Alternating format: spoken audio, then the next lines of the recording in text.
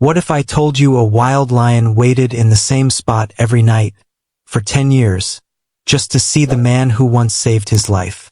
Not for food, not for his pride, but for something deeper, something human.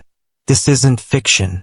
This is the true story of loyalty, love, and a bond that shattered every rule of the wild. And once you hear it, you'll never look at animals the same way again. Beneath the sweeping skies of southern Africa, where the golden grasslands hum with the echoes of centuries past, and the wind murmurs through the acacia trees like ancient songs, lived an old lion known as Baruti. He was no ordinary predator. Locals, rangers, and travelers alike told stories about him. Every evening, without fail, he would climb a rugged hill that overlooked the far edge of the game reserve. And there, in silence, he would sit, staring down a lonely dirt road. Not just once, not occasionally, every single day. Whether the sun scorched the earth or the rains turned it to mud, Baruti returned. Through blazing heat, dust storms, or calm twilight, the ritual never changed. Unlike other lions, Baruti wasn't aggressive. He didn't challenge rivals or stake his claim with thunderous roars. He avoided others of his kind, kept to himself, and only hunted when survival demanded it. Rangers noticed and respected the quiet mystery of him. They named him Baruti, which means teacher, in the Tswana tongue. There was something in his eyes, something ancient, like he knew things no beast was meant to know.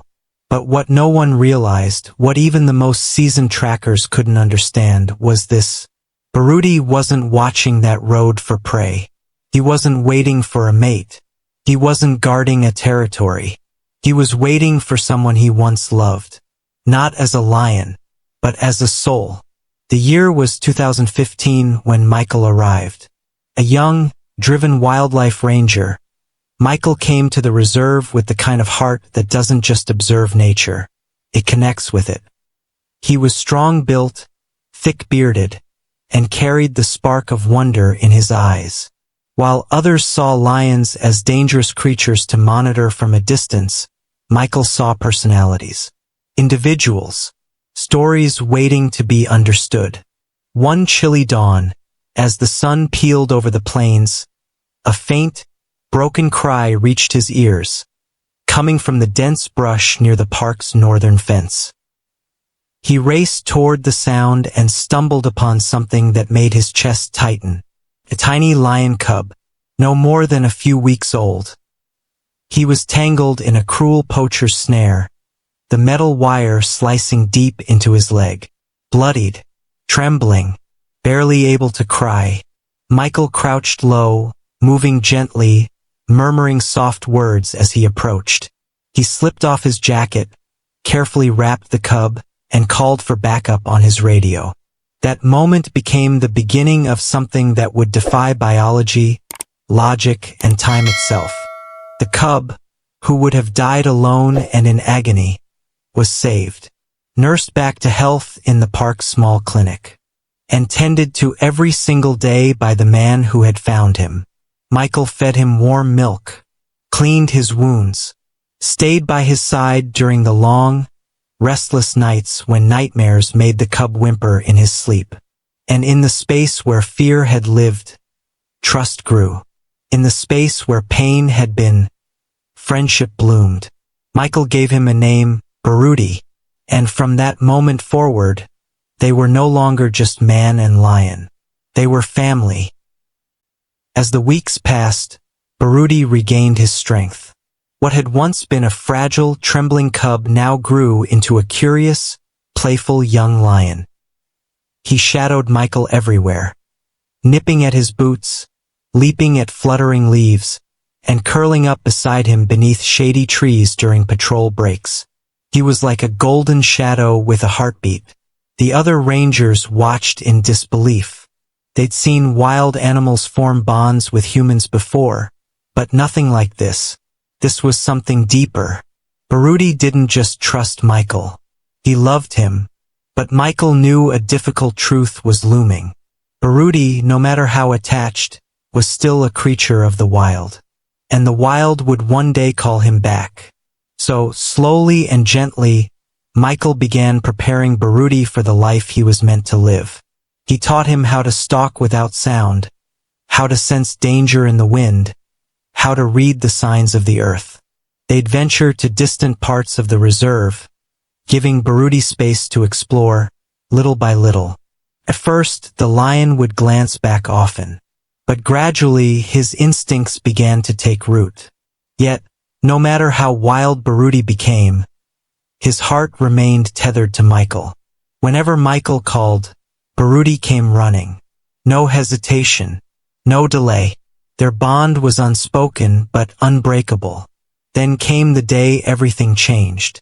A sudden directive from the government reassigned Michael to another wildlife reserve, this one hundreds of miles away. It wasn't optional. He pleaded, protested, tried everything to stay. But the decision was final. On his final morning, Michael found Baruti waiting for him at the top of their hill, their place. He sat beside the lion, stroking his thick mane with heavy hands, whispering promises he wasn't sure he could keep. "I'll come back, I swear." Baruti leaned into him, pressing his head softly against Michael's face. No growl, no fear, only understanding.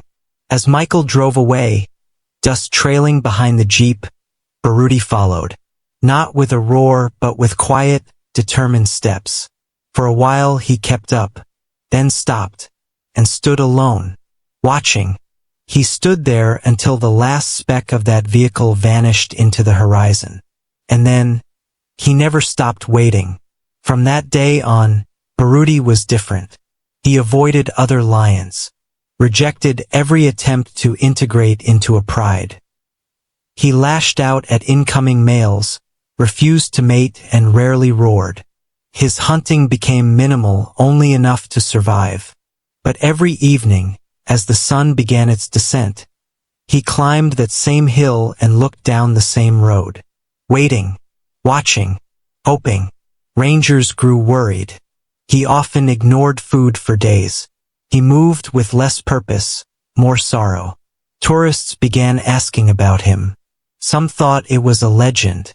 Others believed it was just territorial behavior. But those who stood quietly and looked into Baruti's eyes saw something different. Not the stare of a wild animal, but the longing of a soul. He wasn't just waiting for something. He was waiting for someone. Days turned into months, months into years. Seasons came and went.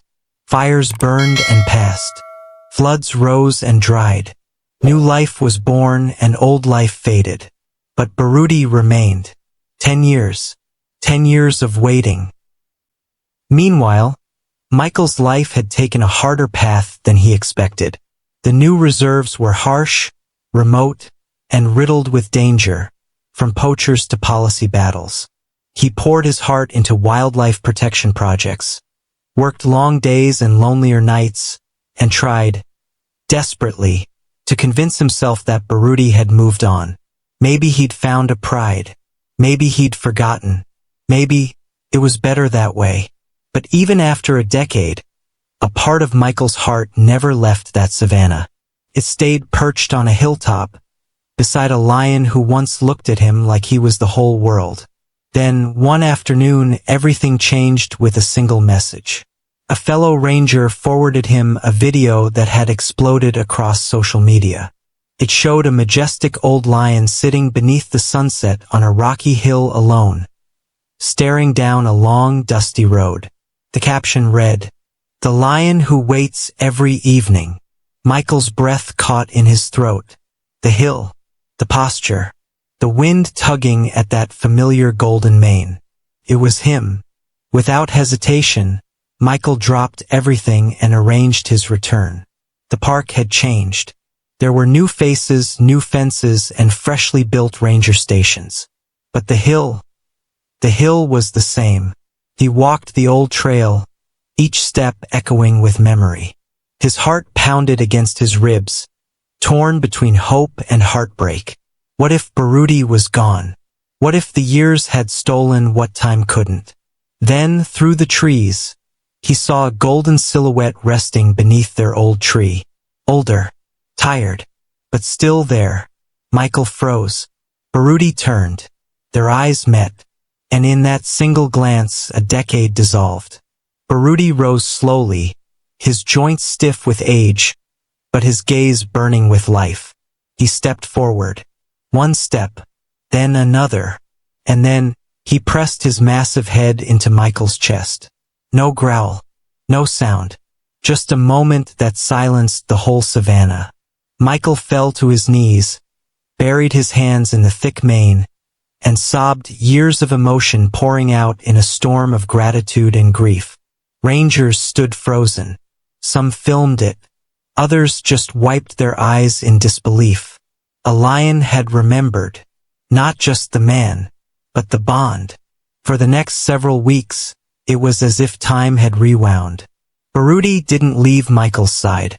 He lay beside his tent each night, walked alongside the ranger jeep, climbed their hill again to watch the sunsets. Together, just like before.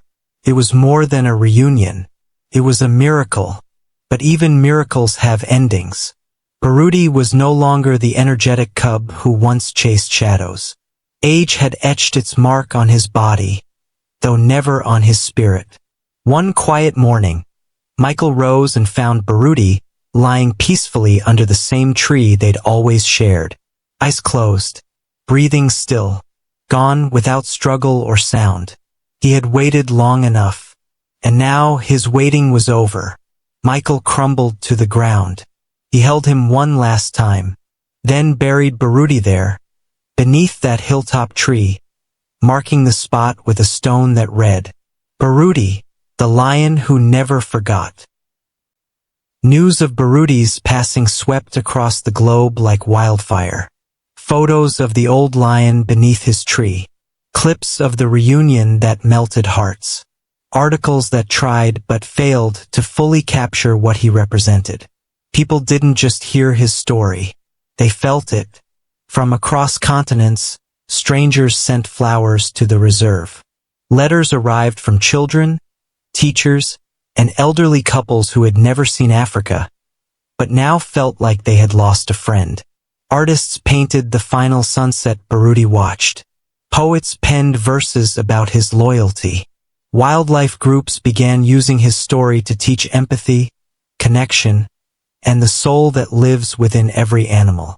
But for millions around the world, Baruti became more than a lion. He became a symbol of love that doesn't fade, of devotion that defies logic, of a connection so deep, it speaks louder than words and longer than time.